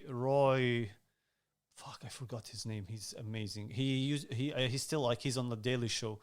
A black comedian on with Trevor Noah on the Daily Show. He gets on stage. And here's how he starts his bit. He gets on stage and he says, but if we get rid of the Confederate flag. And then he goes on 5 minutes talking about how the Confederate flag is good because you would know who is the white racist people are. Roy Wood? Roy Wood. I don't know. Roy Wood Jr. was a boxer or not? Yeah, Roy Wood Jr. Roy Wood Jr. Roy Wood Jr. It's fucking amazing. He just gets on. What if we get rid of the Confederate flag? And the audience just blew. And then he does this whole bit about it, and he ends it. I was like, motherfucker, how the fuck did you do that? That was when I was like, I want to do that. I want to get on stage. And with one line start like mid-sentence. Fuck this. It's like, I fucking a rabbit yesterday. You know, I want to do something like that and then continue about something about rabbits. Mm-hmm. I don't mean the sexual device. Never mind. I don't know. Ask me why I know about it. Because I have no fucking idea what a rabbit is as a sexual device. Once you said, I pictured like, you know, a woman taking a rabbit and like putting his ears towards her vagina. And actually, you're not that far off. I'm being really serious. You're not that far off. Don't ask me how I know about this, but you know, I was bored. You do realize that for the rest of my life, I will never be able to hear this sound. Like, in a serious way, I'm traumatized. That's the. I would love to see someone do that. Just get on. Carlin, watch almost every special of Carlin. Carlin gets on stage and he starts mid joke, not mid sentence. It's mid joke. How the fuck does he do that? And then, and I realized something. Fuck, now I want to do stand up again so much. I realized something that. You don't have to say hi, hello. You know, not about that it loses time. It's much better. That's how you push yourself. Now imagine. Now I'm asking you, as Kirill, and it's a very good test for someone. I think it's a very good exercise for people to do this. Get on stage and start your joke from the middle of it. You get what I'm saying? Mm-hmm. Mm-hmm. Yeah. I don't want to say. I'm not saying like start with the punchline. Although that would be fucking amazing. I mean, no premise. Like in the middle of your premise. That's your first 2 words. I can finally masturbate in the toilet with an open door because my wife has been hospitalized. That's it. I think that's the hospitalized. Actually, that's it. That's actually it. I bet you have to do this next time. You have to do this next time you perform. I know that if all the 50 people who will be listening to the podcast, you have to listen to you have to do this next time. I'm being fucking serious. It would be fucking amazing. When I did the don't what do you call it? The why did you stop clapping? I already talked about it. What the fuck? And I had I can't remember my other because they all just happen spontaneously. I just get on stage and I go blah blah blah, and it just I get it. And there was one when I was like, "It's my anniversary of the police not stopping me," and people just go, "Ah!" And then I continue talking about police and my, how do you say this? I was gonna say life with the police. Like my interactions with them. I want to see a show that is called My Life with the Police. Oh man. And then a sequel to that, which would be called My Wife with the Police. Getting me out of police stations. Yeah, I know his passport is finished, but Putin said that it is extended. And then the police station will be like, yeah, he said it, but we don't care. This is our borders. This is our Tanzania. So yeah, like, oh man, it's fucking hell. All 60 people, I'm just gonna go increasing the fucking number. All 80 people listening to this podcast. Next time we're gonna tell him, did you do this? You will do it. Ladies and gentlemen, this is the last time that Abed Owaysi. Well, fuck you very much, okay? No, yeah, but. Well, I will try. I will do that. Yeah. Let's see how good or bad it goes. I mean, it's comedy. Everything is possible. Exactly. Like if you see, if you don't challenge yourself, what the fuck are you doing? It's again going back to that one simple logic, because I once asked a performer who kept coming back to an open mic 3 times in a row with the same material without like changing, adding anything. I asked like, why are you like doing the same material? To which they replied with like, I'm not sure in my new material and I'm afraid that people will not laugh at this. Like, then why the fuck are you coming here? Why the fuck are you doing comedy? Like, how else are you going to find out whether the joke is good or not? Yeah. Strange logic, but I guess so. To each their own. Yeah. All right. So, thanks, man. Thank you very much. This has been 2 hours of... wow. Yeah. Again. Yeah, we did it again. Fuck, brilliant. 2 hours of an episode talking about storytelling. I hope that whoever listens to this finds it interesting, and maybe you would pick something up from this and use it on stage if you decide to perform, or if you're an active performer as well. Thank you very much, ladies and gentlemen, for listening. We'll be back next time with a new episode. Till then, take care. Ciao. Thanks a lot, people, and I'll see you later. Thank you so much, man. Ciao. Ciao.